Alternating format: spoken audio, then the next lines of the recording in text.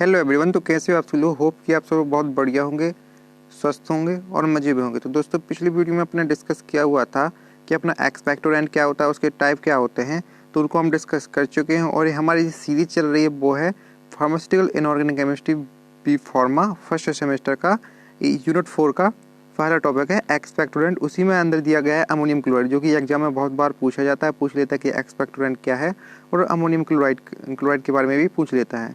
तो ammonium chloride और यहाँ पढ़ेंगे अपन पोटेशियम आयोडेट के बारे में पढ़ेंगे। तो इन दोनों को जो है अच्छे से आप जो है क्लियर कर लेना, ठीक है। सबसे पहले देख लेते हैं कि अमोनियम क्लोराइड क्या होता है, ठीक है। तो अमोनियम क्लोराइड का जो मॉलिक्यूलर फार्मूला होता है वो होता है NH4Cl। उसका जो मॉलिक्यूलर वेट होता है वो होता है 53.49। उसके जो सिनोनिम्स होते हैं जैसे कि अमोनियम म्यूरेट हो गया, सॉल्ट अमोनियक हो गया, सेलमाइक हो गया और एमचूर हो गया, इसके जो है सिनोनिम्स। इसके अपन केस को बना कैसे सकते हैं, मतलब इसकी मेथड ऑफ प्रिपरेशन क्या है।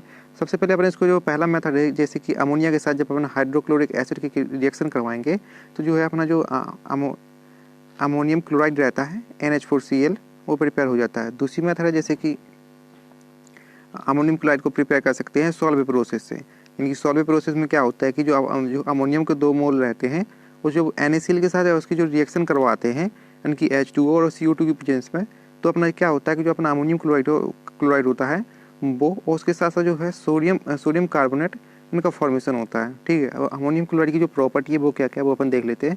सबसे पहले तो जो अमोनियम क्लोराइड होता है वो ऑर्डरलेस होता है, ठीक है। और उसका जो अमोनिकल टेस्ट रहता है। तीसरी प्रॉपर्टी है कि वाइट क्रिस्टलाइन पाउडर, यानी कि इसके जो वाइट कलर के क्रिस्टलाइन पाउडर होते हैं, ठीक है। और क्या रहता है, वाटर में सॉल्युबल रहता है, अल्कोहल में भी सॉल्युबल रहता है, और उसी के साथ साथ ग्लिसरीन में भी सॉल्युबल रहता है। लेकिन जो एसीटोन और ईथर हो गया उनमें इनसॉल्युबल रहता है।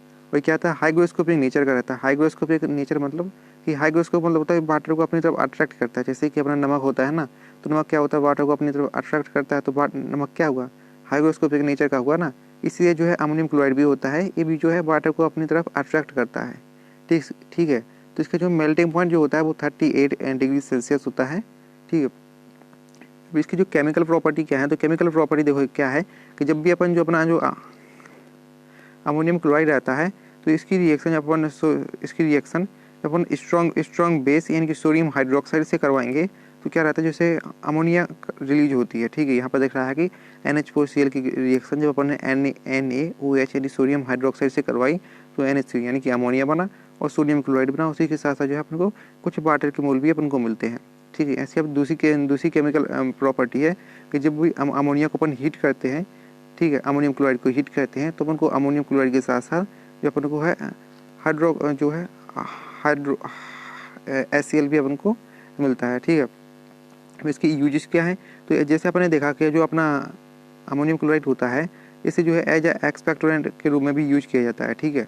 और जो एसिड बेस बैलेंस होता है बॉडी में मेंटेन करने के लिए भी इसका यूज किया जाता है। इसी के साथ साथ जो कप प्रिपरेशन में भी इसका यूज होता है, ठीक है। इसको स्टोरेज क्या है, ठीक है। तो it should be storage in well close container at a cool place, यानी कि एक किसी ठंडी जगह पे एक जो है मतलब एक वेल क्लोज कंटेनर में अपन उसको स्टोरेज करते हैं, ठीक है। अभी जो है इसका एक टॉपिक और है वो है पोटेशियम आयोडाइड। तो पोटेशियम आयोडाइड का जो फार्मूला क्या होता है, इसका जो फार्मूला होता है वो होता है Ki।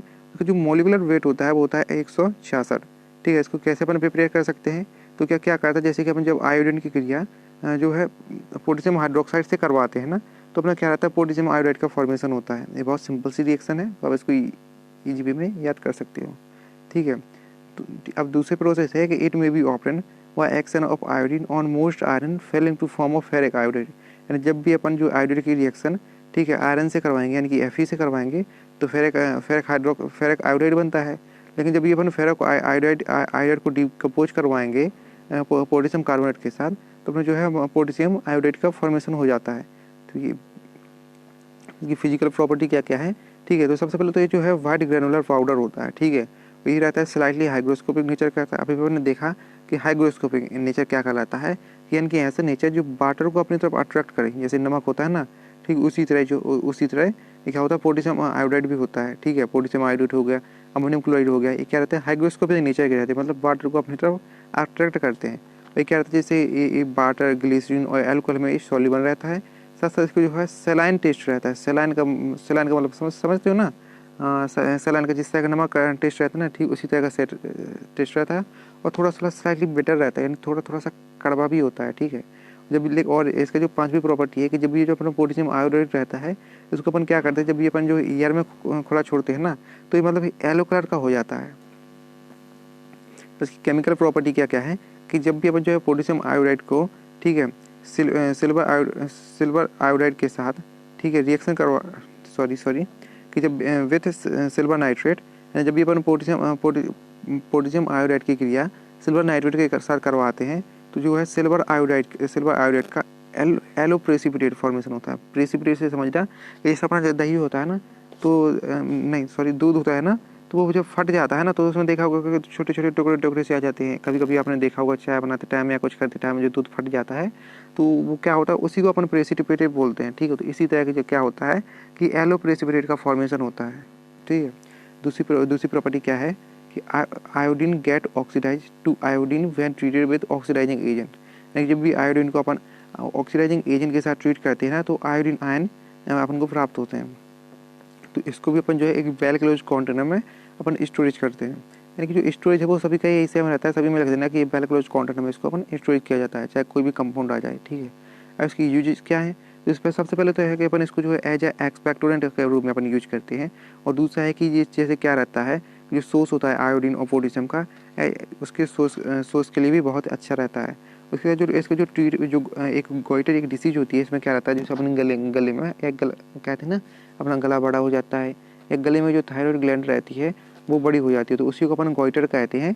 तो इसके ट्रीटमेंट में भी अपन जो है पोटेशियम आयोडाइड का यूज करते हैं। कहते हैं ना आयोडीन की कमी हो जाती है, नमक की कमी के कारण जो अपना गला रहता है, यानी उसमें गोइटर हो जाता है, तो जो उसी के ट्रीटमेंट में भी अपन पोटेशियम आयोडाइड का यूज करते हैं, ठीक है। और क्या रहता है, यूज एज सैलाइन डायूरेटिक्स, यानी सैलाइन का डायूरेटिक्स रहता है, उसके रूम में भी इसका यूज किया जाता है। और जैसे बॉटनी प्रैक्टिस रहती है, ठीक है, उस बॉटनी प्रैक्टिस मतलब जैसे यहाँ पर होता है ना एनिमल से कनेक्शन कुछ रहता है इसका बॉटनी प्रैक्टिस का, तो उसमें एंटी फंगल एजेंट के रूप में भी इसका यूज किया जाता है। तो यही तो बेसिकली अपना जो है एक्सपेक्टोरेंट पूरा कवर हो चुका है। और जो नोट्स की PDF है वो मैं डिस्क्रिप्शन में दे दूंगा, तो आप वहाँ से जो है नोट्स को आप डाउनलोड कर सकते हो। और वीडियो अच्छा लगा तो चैनल को सब्सक्राइब कर लेना, वीडियो को लाइक कर देना। Thank you.